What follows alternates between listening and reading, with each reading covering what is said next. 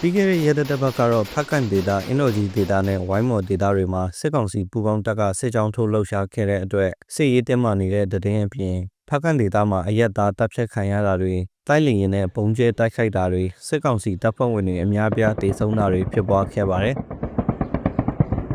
ဖက်ကန်ဒေတာလုံခင်းကျေးရွာအုပ်စုကိုရောက်ရှိနေတဲ့စစ်ကောင်စီတပ်ဟာမော်စီစာဖျားကုန်းမှာအထိုင်ချတပ်ဆွဲထားပြီးတော့အနီးနားတစ်ဝိုက်ကကျေးရွာတွေကိုနေ့စဉ်နဲ့အများစစ်ကြောင်းထိုးလှုပ်ရှားခဲ့တဲ့အတွက်KIA ပူးပေါင်းတပ်နဲ့ထိတွေ့တိုက်ပွဲတွေအပြန်အလှန်ပစ်ခတ်မှုတွေဖြစ်ပွားခဲ့ပါတယ်။ပြီးခဲ့တဲ့ဇွန်လ16ရက်နေ့ကမော်စီစာဖျားကုန်းကနေထွက်ခွာလာတဲ့စစ်ကောင်စီပူးပေါင်းတပ်ဟာမော်ဝမ်းလေးကျေးရွာဘက်ကိုစစ်ကြောင်းထိုးလှုပ်ရှားခဲ့ပါတယ်။သူတို့စစ်ကြောင်းကို KIA ကတိုက်ခိုက်ခဲ့မယ်ဆိုရင်မော်ဝမ်းလေးကျေးရွာကိုမိရှို့ဖျက်ဆီးပစ်မယ်လို့ချိန်ချောက်ခဲ့တယ်လို့ဒေသခံတွေကသိရပါတယ်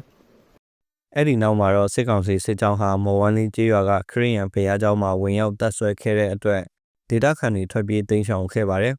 ။အဲ့ဒီနေ့ညနေပိုင်းမှာတော့စစ်ကောင်စီနဲ့ KIA တို့အပြန်အလှန်ပစ်ခတ်ခဲ့ကြပြီး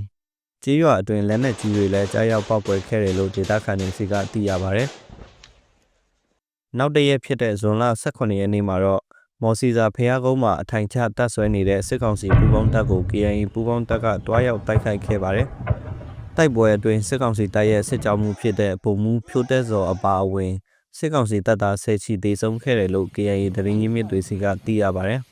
။တေဆုံးသွားတဲ့စစ်ကြောင်းမှုအပါအဝင်စစ်ကောင်စီတပ်သားတွေကိုဖက်ကန်တပ်မကုန်းအနီးမှာမြုပ်ထားတယ်လို့သတင်းတွေထွက်ပေါ်နေပေမဲ့အတည်ပြုနိုင်ခြင်းတော့မရှိသေးပါဘူး။တိုက်ပွဲဖြစ်ပွားချိန်မှာဖက်ကန်တပ်မကုန်းကနေပစ်ခတ်လိုက်တဲ့လက်နက်ကြီးဟာဂရေကြီးရွာမှာကြားရောက်ပောက်ကွဲခဲ့လို့ကလေးငယ်တအုပ်အပါအဝင်3ယောက်ထိခိုက်ဒဏ်ရာရရှိခဲ့ပါတယ်။စစ်ရေးတင်းမာနေတဲ့မော်ဝမ်းလေးကျေးရွာကိုစစ်ကောင်စီတပ်ကဇွန်လ29ရက်နေ့ကတိုက်လျင်နဲ့ဘုံကျဲတိုက်ခိုက်ခဲ့ပါတယ်။လေရင်ဘုံဟာမော်ဝမ်းလေးကျေးရွာကဘုံကြီးကျောင်းဝင်းအတွင်းကြားရောက်ပောက်ကွဲခဲ့ပြီးအရက်သားပြည်သူတအုပ်ထိခိုက်ခဲ့တယ်လို့သတင်းတွေထွက်ပေါ်နေပါတယ်။စစ်ရေးတင်းမာနေဆဲဖြစ်တဲ့အတွက်ထိခိုက်ပျက်စီးမှုအခြေအနေအသေးစိတ်ကိုမသိရသေးပါဘူး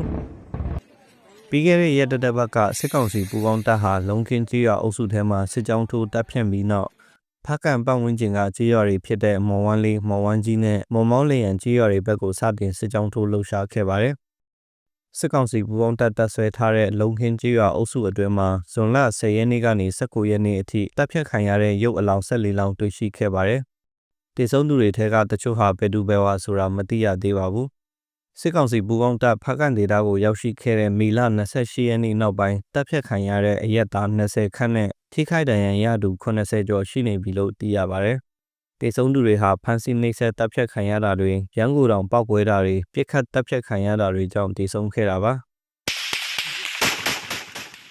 စစ်ရေးတင်းမာနေတဲ့ဝိုင်းမော်မြို့နယ်လက်မြန်ကျေးရွာမှာဆိုရင်လဲစစ်ကောင်စီပူးပေါင်းတပ်နဲ့ KIA ပူးပေါင်းတပ်တို့တိုက်ပွဲဖြစ်ပွားခြင်းမရှိပေမဲ့လက်နက်ကြီးတွေဒရုန်းတွေနဲ့အပြန်အလှန်ပစ်ခတ်မှုရှိနေတယ်လို့သိရပါတယ်။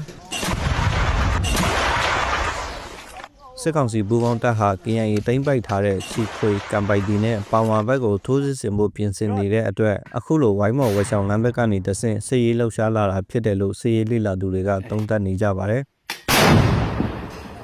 ဇွန်လ20ရက်နေ့အထိစစ်ကောင်စီတပ်ဟာလက်မြန်ကျေးရွာကိုကျော်လွန်ခြင်းမရှိသေးဘူးလို့ KIA သတင်းမြစ်တွေကသိရပါတယ်။အလားတူစစ်ရေးတင်းမာနေတဲ့အင်ဒိုဂျီဒေသမှာဆိုရင်လည်းပြီးခဲ့တဲ့ရက်တစ်ပတ်ကစစ်ကောင်စီပူးပေါင်းတပ်ဟာစနွင်းကုန်းကျေးရွာကနေဟဲပါကျေးရွာဘက်ကိုစစ်ကြောင်းထိုးလာလို့ KIA ပူးပေါင်းတပ်နဲ့တိုက်ပွဲဖြစ်ပွားခဲ့ပါတယ်။ဇွန်လ18ရက်နေ့ကစစ်ကောင်စီနဲ့ SNA ပူးပေါင်းတပ်ဟာစနွင်းကုန်းကျေးရွာကနေအင်အား200လောက်နဲ့စစ်ကြောင်းထိုးလာချိန်တိုက်ပွဲဖြစ်ပွားခဲ့တာဖြစ်ပြီး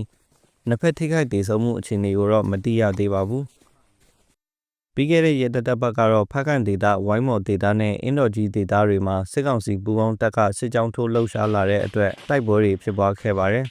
။လာမယ့်အပတ်တွေမှာတော့ဖက်ကန်ဒေတာအင်ဒိုဂျီဒေတာနဲ့ဝိုင်းမော်ဒေတာတွေမှာတိုက်ပွဲတွေပြင်းထန်လာနိုင်မလား။ကချင်ပြည်နယ်ကတခြားဒေတာတွေမှာရောစစ်ရေးအခြေအနေဘယ်လိုဖြစ်လာနိုင်မလဲဆိုတာဆက်လက်စောင့်ကြည့်အောင်ပါပဲဖြစ်ပါတယ်ခင်ဗျာ။